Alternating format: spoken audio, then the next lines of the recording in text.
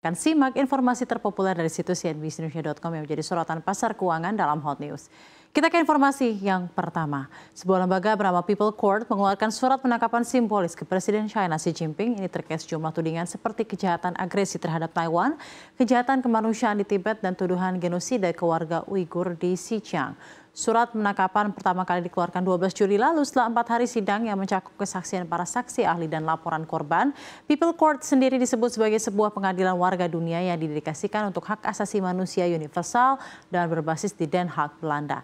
Anggota peradilan itu antara lain mantan Duta Besar Amerika Serikat untuk masalah kejahatan perang, Stephen Rapp, lalu pensiunan hakim yang bertugas di Mahkamah Konstitusi Afrika Selatan, Zack Yacob, serta pengacara konstitusi dan aktivis hak asasi manusia di Sri Lanka, Bhavani Fonseca.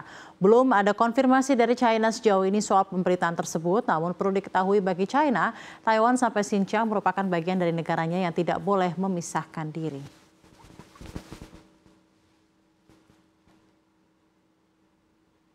Selanjutnya Arab masih memanas. Kali ini Israel menyerang pelabuhan Hodeidah di negeri itu, tempat penampungan minyak dan sejumlah bahan bakar. Kabar terbaru mengungkap Israel ternyata menggunakan wilayah udara Arab Saudi sebelum mengebom Yaman. Hingga hari ini Selasa 23 Juli api masih terus menyala di mana tim pemadam setempat terus mencoba memadamkannya. Mengutip Middle East Monitor, Israel memberitahu Arab Saudi sebelum serangannya terhadap kota pelabuhan Hodeidah di Yaman pada hari Sabtu, dan Riyadh mengizinkan pesawat tempur pendudukan melewati wilayah udaranya untuk mengebom sasaran Houthi.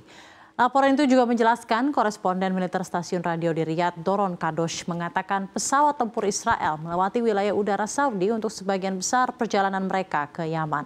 Meski demikian, juru bicara Kementerian Pertahanan Arab Saudi, Brigadir Jenderal Turki Al-Maliki, membantah keterlibatan negaranya dalam serangan tersebut. Ia mengatakan Arab Saudi tidak memiliki hubungan atau partisipasi dalam menargetkan Hodeidah.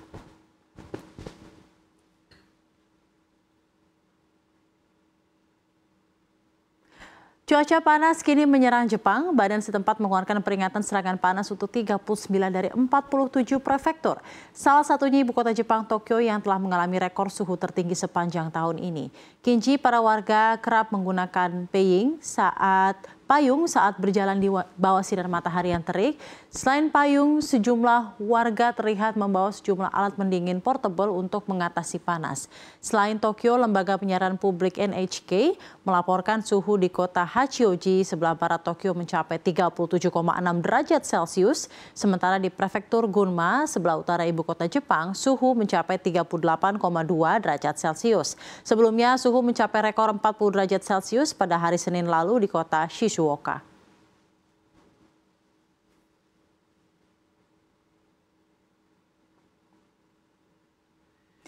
Berita selanjutnya, pemirsa, Kejaksaan Agung telah menetapkan 7 tersangka baru dalam kasus dugaan korupsi terkait tata kelola emas 109 ton Antam pada periode 2010 hingga 2021.